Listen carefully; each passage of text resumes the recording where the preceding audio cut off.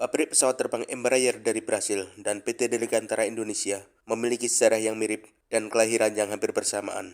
Keduanya juga pernah diterpa krisis, baik PT DI maupun Embraer pernah memecat ribuan karyawannya. Selain itu, baik Embraer maupun PT Dirgantara Indonesia tumbuh di Brasil dan Indonesia yang sama-sama negara berkembang. Namun mengapa sekarang nasibnya begitu berbeda?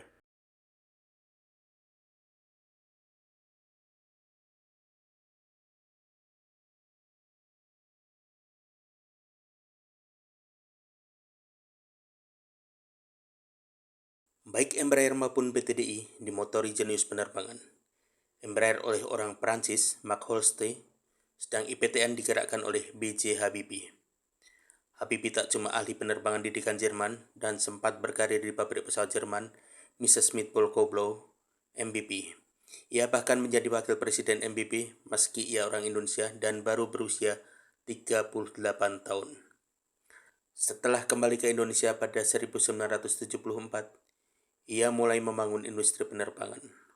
Langkah pertama Habibie dalam membangun industri penerbangan adalah berusaha menguasai teknologi dengan mengambil lisensi. Dua lisensi yang diambil adalah helikopter Laris PO-105 dari perusahaan lama Habibie, MBB, dan pesawat angkut kecil Casa C-212 Aviocar dari perusahaan penerbangan Spanyol, CASA. Perusahaan yang ia dirikan bernama PT Industri Pesawat Terbang Nurtanio, IPTN. Nama ini kemudian berubah menjadi PT Industri Pesawat Terbang Nusantara dan terakhir PT Dirgantara Indonesia atau biasa disingkat PTDI. Hanya beberapa tahun sebelum IPTN resmi berdiri, Brasil mendirikan Embraer. Brasil memang tidak memiliki jenius penerbangan seperti Habibie. Tapi mereka berhasil merekrut perancang pesawat jenius dari Prancis, Mark Holste. Dalam industri penerbangan, Mark Holste ini sangat terkenal. Sebelum ke Embraer, ia mendirikan tak hanya satu industri pesawat terbang, namun dua. Pada 1931, ia membuat pabrik pesawat terbang bernama Reims Aviation. Pada 1946, ia mendirikan pabrik bernama Avions Mark Holste. Namun, pabrik ini kesulitan finansial. Dalam kondisi keuangan yang buruk, Holste menerima tawaran pemerintah Brasil pada 1960-an. Saat itu, Angkatan Udara Brasil meminta Holste merancang pesawat komuter yang bandel, mudah perawatan, bisa digunakan untuk militer maupun penerbangan sipil. Holste pun merancang pesawat bernama Bandeirante. Pesawat prototipe Bandeirante ini mulai terbang pada 1968. Namun ada masalah kecil, Brasil tak punya pabrik pesawat terbang. Maka, pada 1969, Brasil memutuskan mendirikan pabrik pesawat terbang dan diberi nama Embraer. Sebagai modal kerja, pemerintah junta militer Brasil langsung memesan Embraer 80 buah pesawat Bandeirante. Di masa awal, pesawat ini langsung diminati sipil. Pasar ekspor juga mulai terbuka setelah beberapa tahun diproduksi. Bandeirante ini diproduksi hingga 1990 dan total terjual lebih dari 500 buah.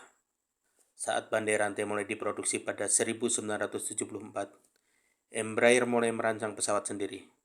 Mereka membuat pesawat yang ukurannya sedikit lebih besar dari Bandeirante. Produk yang dibuat Embraer ini sepenuhnya mengikuti spesifikasi maskapai sipil. Pesawat ini disebut Embraer EMB-120 Brasilia. Pesawat EMB-120 Brasilia ini laris manis. Pasar utamanya justru di Amerika Serikat yang butuh pesawat komuter kecil. Maskapai di Afrika juga senang menggunakan pesawat ini. Jumlah total EMB-120 Brasilia sampai berhenti produksi pada tahun 2000, sekitar 350 buah. Jika Embraer memulai produksi dengan Bandeirante, Habibie mengambil lisensi C-212 CASA dan PO-105 sebagai langkah awal. Berikutnya, IPTN mulai merancang dan memproduksi pesawat pertama, CN-235. Rancangan pertama CN-235 dimulai 1979 atau hanya berselisih 5 tahun dari awal Embraer mulai merancang EMB-120 Brasilia yang sangat laris. Namun, dalam membangun CN-235, IPTN tidak sendirian seperti Embraer membangun EMB 120 Brasilia. Separuh pesawat CN235 dirancang dan dibuat oleh Casa dari Spanyol. Pesawat ini terbang pertama pada 1983 dan mulai diproduksi pada 1986. Penjualan pesawat CN235 didominasi pasar militer. Kelompok militer menyukai karena ada ramdor atau pintu belakang lebar. Pintu belakang pesawat ini membuat kendaraan militer bisa masuk dengan gampang dan cepat. Namun bagi maskapai sipil, ramdor ini menjadi nilai negatif. Ramdor ini membuat aerodinamika pesawat lebih buruk. Selain itu, pesawat lebih berat karena ditambah pintu yang tak dibutuhkan dalam penerbangan sipil. Akibatnya, hanya sekitar 8% CN235 yang diproduksi digunakan maskapai sipil. Itu pun, separuh CN235 sipil atau 15 buah dibeli maskapai pemerintah Indonesia, Merpati Nusantara Airlines.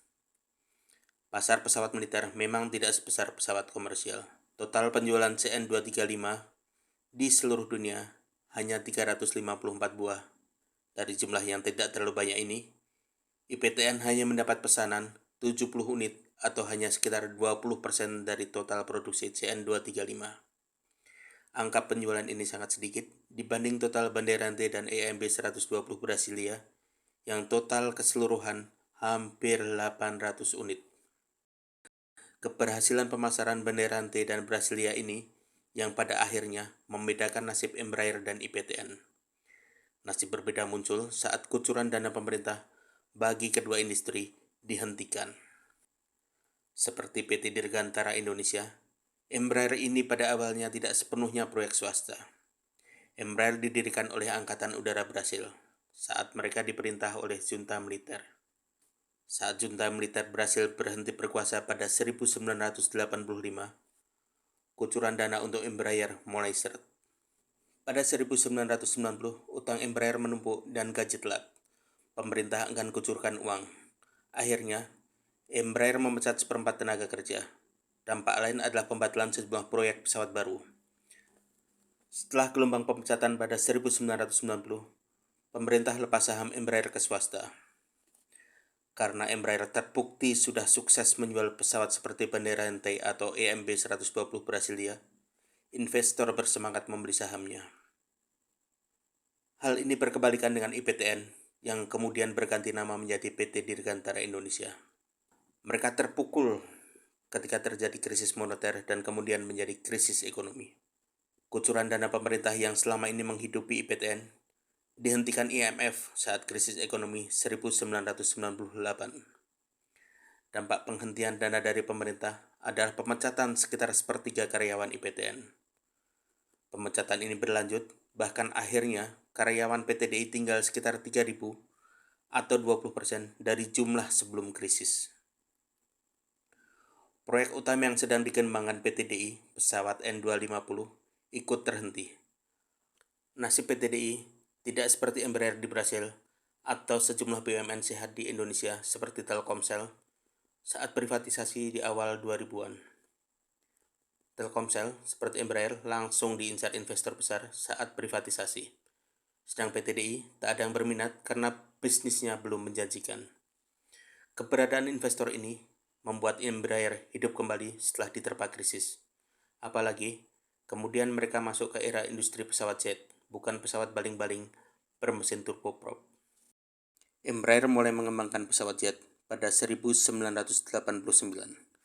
Meski sempat terhenti oleh masalah finansial, namun akhirnya pada 1995 berhasil terbang perdana. Embraer memulai era jet dengan cara cerdik. Mereka pada dasarnya memasang mesin jet pada EMB 120 Brasilia yang laris. Jadi, pesawat jet rancangan mereka itu 75% suku cadang menggunakan suku cadang EMB 120 Brasilia. Pesawat jet ini diberi nama ERJ. Total lebih dari 1.200 pesawat ERJ terjual di seluruh dunia. Tiongkok bahkan mengambil lisensi dan memproduksi sekitar 40 pesawat di antaranya. Hanya berselang 2 tahun dari rencana Embraer ERJ, PT Dirgantara Indonesia sebenarnya sudah mulai merancang pesawat jet berkapasitas sekitar 100 tempat duduk. Pesawat ini ditargetkan bisa terbang pada 2003 atau 2004. Nama pesawat ini N2130. Namun, setelah dihantam krisis ekonomi pada 1998, proyek ini berantakan sepenuhnya.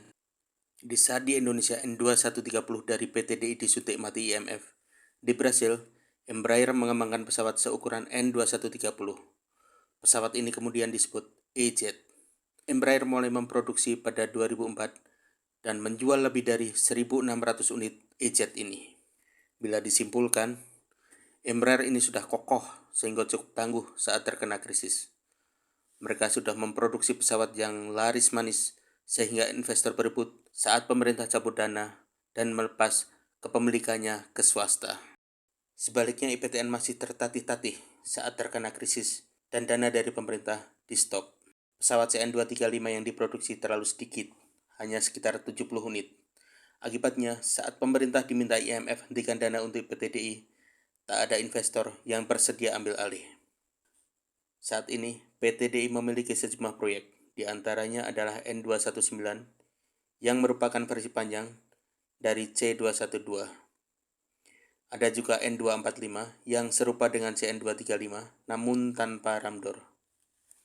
Sejumlah perusahaan sudah berminat membeli, namun belum ada pengiriman. Masalah finansial juga belum selesai. Bahkan kabar terakhir pada November 2023, PT Dirgantara Indonesia harus membayar gaji karyawan dengan dicicil.